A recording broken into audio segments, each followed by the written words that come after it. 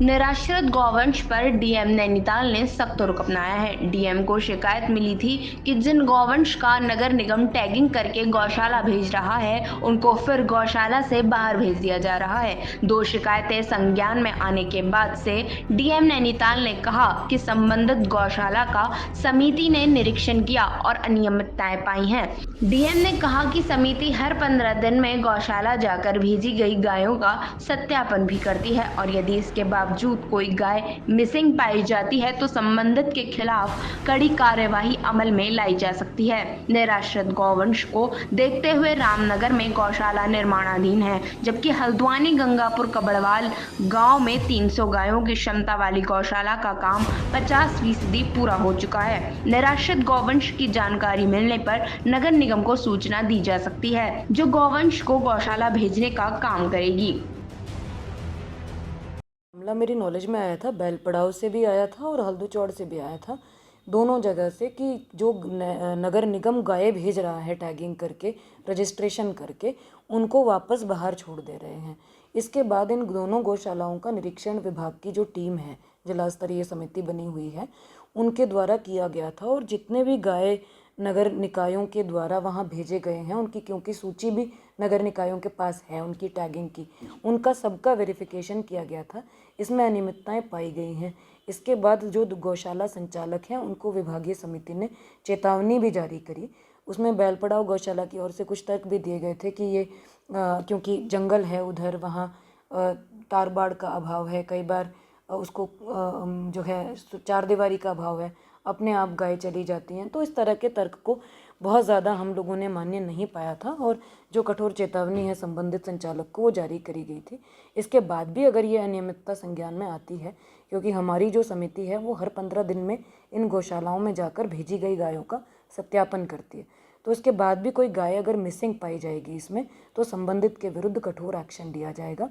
इसके साथ साथ जो निराश्रित गोवंश की संख्या बढ़ रही है शहर के अंदर, उसके लिए वर्तमान में पिछले 1 वर्ष में बड़े युद्ध स्तर पर गौशालाओं के निर्माण का कार्य चल रहा है। रामनगर में एक गौशाला निर्माणाधीन है जिसका शासन से पैसा स्वीकृत हो गया था, वो हमारी जल्दी ही पूरा होने की संभावना है। गंगापुर कबड़वाल में 64 बीघा भूमि पर एक गौशाला का लगभग 50% कार्य पूरा हो गया है।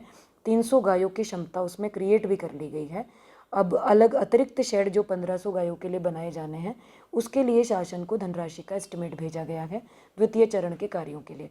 जनपद स्तर से गंगापुर गौशाला में हमने 3 करोड़ तक के कार्य कराए हैं, जिसमें 4 दीवारी है, भूसा गोडाउन है, पानी के काम है, लाइटिंग है, बोरिंग है और आपका जो उनके चारा खाने के लिए नाद होते हैं वो है, और अन्य जो बेसिक फैसिलिटीज़ होती हैं जिसमें अप्रोच रोड या इस तरह के काम है वो सब कराए गए। अब उसमें गौशाला के शेड के को धीरे धीरे चरणबद्ध रूप से बढ़ाया जाना है, उसके लिए धनराशि की मांग की गई है। राजपुरा में एक ट्रांजिट गौशाला बनाई गई है जिसमें 250-300 की क्षमता है। जब गायों को पहली बार पकड़ते हैं तो वहाँ रखते हैं, उसमें जो उपचार वगैरह की कार्रवाई करने के बाद जो स्वस्थ होती हैं उनको गंगापुर भेजा जाता है। इन गौशालाओं की क्षमता को भी लगातार बढ़ाने के लिए हम लोग प्रयास कर रहे हैं। जल्दी ही इस समस्या से निदान मिलेगा। भवाली में भी एक गौशाला है प्रस्तावित है जिसका डीपीआर शासन को भेजा गया है, जल्दी उसके स्वीकृत होने की भी उम्मीद है। इसके अलावा एक गौशाला बैलपड़ाव में भी हम लोग उसको ऑलरेडी चल रही है लेकिन वहाँ काफ़ी कमियाँ हैं, उसको नगर पंचायत काला ढूंगी के माध्यम से संचालित करवाए जाने के लिए, नगर पालिका के माध्यम से हम संचालित कराए जाने के लिए इसको प्रक्रिया अभी विचाराधीन है। तो ये धीरे धीरे अस्तित्व में सारी आएंगी। हम कोशिश ये कर रहे हैं कि जितना जल्दी से जल्दी हो सकता है इस समस्या से हम लोग जो है छुटकारा दिला पाएँ और गौशालाओं की हम संख्या को बढ़ा पाएँ।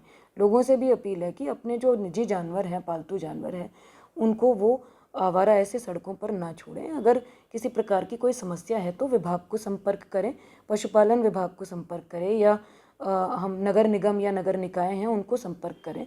उनकी टीम आएगी और आपके जो पशु हैं उनको वो लेकर विधिवत जो भी गौशाला भेजने की प्रक्रिया है उसको करेंगे। तो लोगों को भी इस चीज़ को समझना होगा कि वो सहयोग करें और अपने जानवर सड़कों पर इस तरह से खुले ना छोड़ें।